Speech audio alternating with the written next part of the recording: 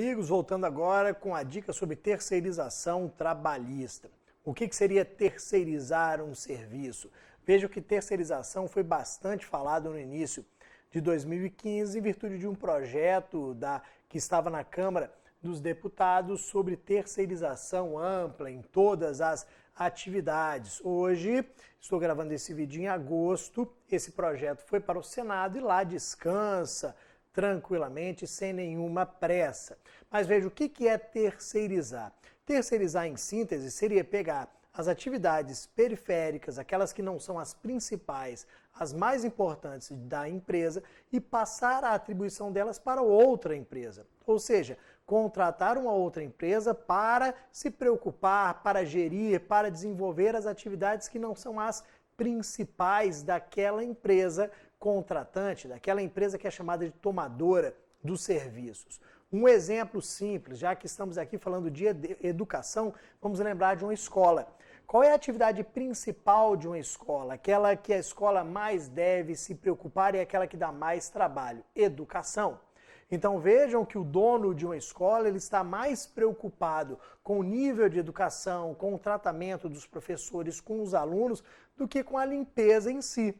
Só que claro que a limpeza é importante. Ninguém vai estudar numa escola cheia de rato, barata, lixo, uma porcalhada toda. Mas vejam que, apesar da limpeza ser importante, para a escola não é a atividade principal, não é a atividade fim. Vejam que a limpeza para a escola é uma atividade periférica que nós vamos chamar de atividade meio.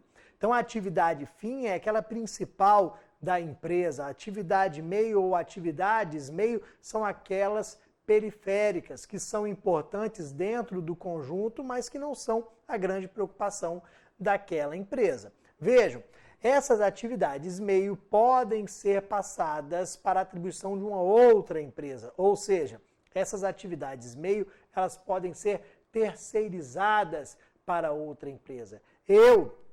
Em vez de contratar diretamente empregados para o desenvolvimento da limpeza, em vez de comprar diretamente os produtos de limpeza, vou contratar uma empresa especializada na limpeza. Ela vai gerir todos os empregados, ela vai adquirir os produtos de limpeza, ela vai deixar a minha empresa ali, a minha escola, cheirando a novo e ela vai ser remunerada para isso. Então, em tese, eu, dono da escola, reduzo o meu trabalho com a limpeza, porque eu simplesmente pago mensalmente para a empresa de limpeza que vai desenvolver toda a atividade. Limpeza é a principal atividade terceirizada hoje em dia. Só que olha o grande problema. Esse projeto de lei que tramitou, que foi aprovado na Câmara dos Deputados e agora está no Senado, ele é importante porque ele regulamenta a matéria. Porque, na verdade, hoje nós temos a terceirização envolvendo milhões de trabalhadores brasileiros sem uma definição clara da lei. Tanto que hoje, quando nós falamos em terceirização trabalhista, o que nos vem à mente? Olha aqui. O que nos vem à mente é a súmula 331 do TST. Quando a gente fala hoje de terceirização, o que nós temos como base? Uma súmula do TST. Nós não temos aqui nenhum texto de lei. No Brasil tem lei para qualquer coisa. Assoviou tem uma lei. Não tem uma lei para regulamentar ainda uma situação que envolve milhões de trabalhadores. Então, o ponto positivo desse projeto de lei da terceirização é exatamente regulamentar, dizer quais são as responsabilidades, para a gente sair de uma definição que foi dada pelo TST.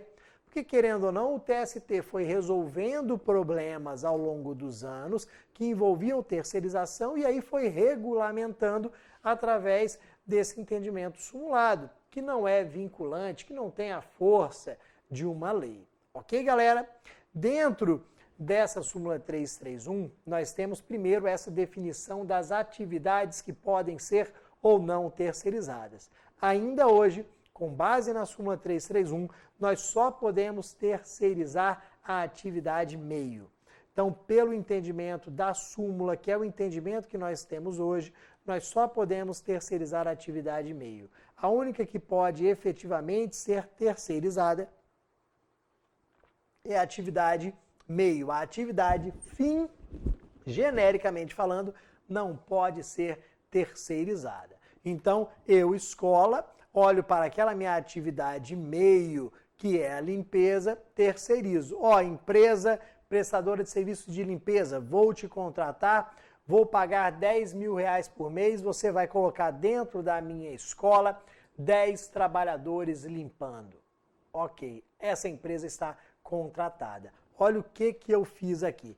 Eu, escola, nessa relação, sou chamado de tomador dos serviços. Eu contrato a empresa de limpeza, que é a empresa terceirizada. Essa empresa de limpeza possui aqui os empregados. Os empregados que trabalharão na minha escola. Mas veja o seguinte, os empregados, os trabalhadores, eles são empregados da empresa de limpeza e são remunerados pela empresa de limpeza. Quem paga todos os salários, verbas trabalhistas, previdenciárias, FGTS, quem repassa todos os direitos aos trabalhadores é a empresa de limpeza, porque é a verdadeira empregadora deles.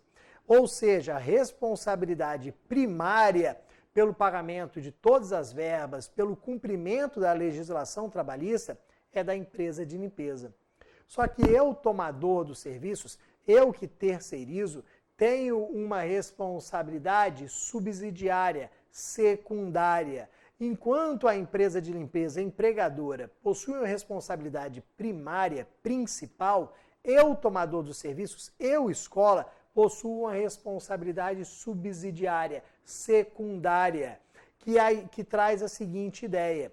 Se esse trabalhador não receber da empresa de limpeza, ele vai poder cobrar da escola, tomador dos serviços. Se esse empregado não conseguir receber os seus créditos trabalhistas da empresa de limpeza, ele vai poder cobrar da escola, porque a escola possui essa responsabilidade subsidiária.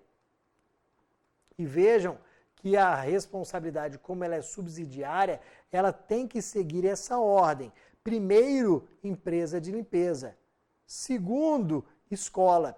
Eu só atinjo o patrimônio da escola, eu só cobro da escola se ficar demonstrado que a empresa de limpeza não possui patrimônio para pagamento dessa quantia. Então basta, no nosso exemplo da escola aqui, basta que a empresa de limpeza não tenha patrimônio para arcar com a condenação, para que essa responsabilidade passe para a escola, para o tomador dos serviços. Vejam que no meu exemplo a escola é um ente privado, é uma escola particular, é um ente privado. Essa responsabilidade subsidiária do ente privado da minha escola, ela nasce automaticamente com o inadimplemento da obrigação, com a falta de pagamento pela empresa de limpeza. Basta a empresa de limpeza não pagar e não ter patrimônio para o pagamento, para nós passarmos para o tomador. Ou seja, eu não tenho necessidade aqui de demonstrar qualquer outro requisito, qualquer outra situação, a não ser o inadimplemento. O inadimplemento do empregador autoriza a responsabilidade subsidiária.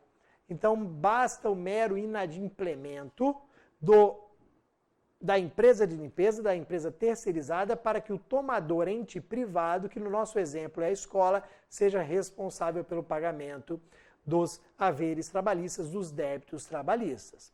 Só que olha o que acontece. Essa escola só vai ser responsável subsidiário se ela tiver participado do processo, se ela tiver sido incluída no processo na qualidade de reclamada.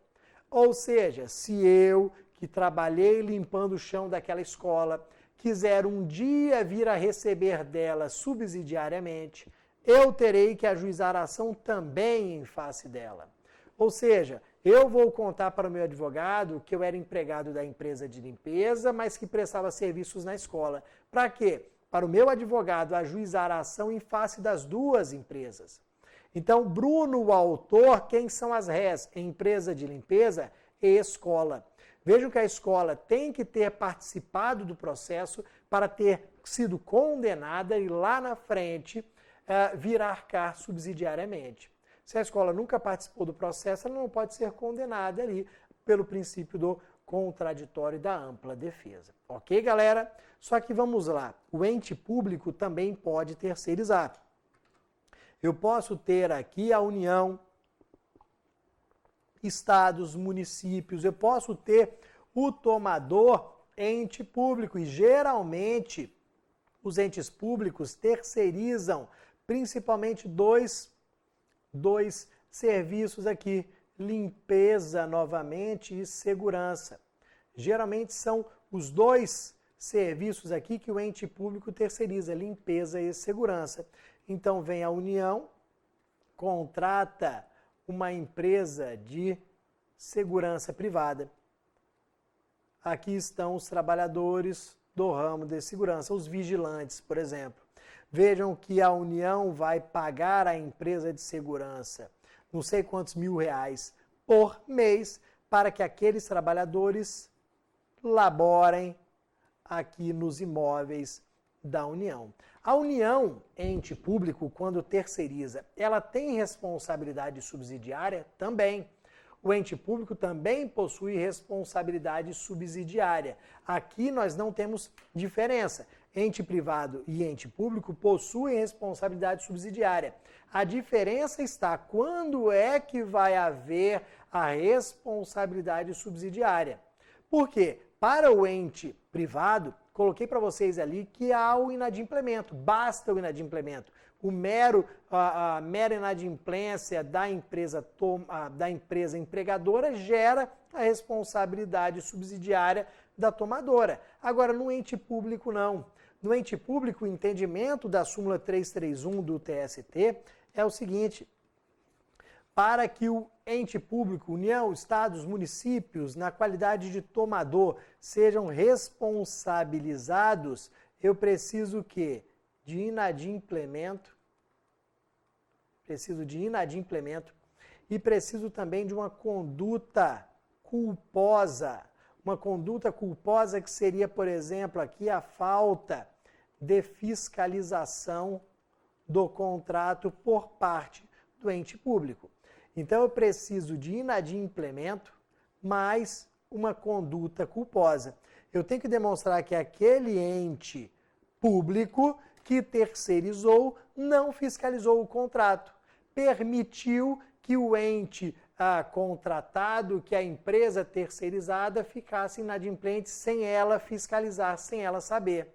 O que o ente público fazia? Só pagava. Ele não queria saber se os trabalhadores estavam recebendo suas verbas trabalhistas ou não. Vejam que eu tenho uma conduta culposa. Eu tenho que demonstrar essa conduta culposa para que o ente público tenha ali, sofra responsabilidade subsidiária.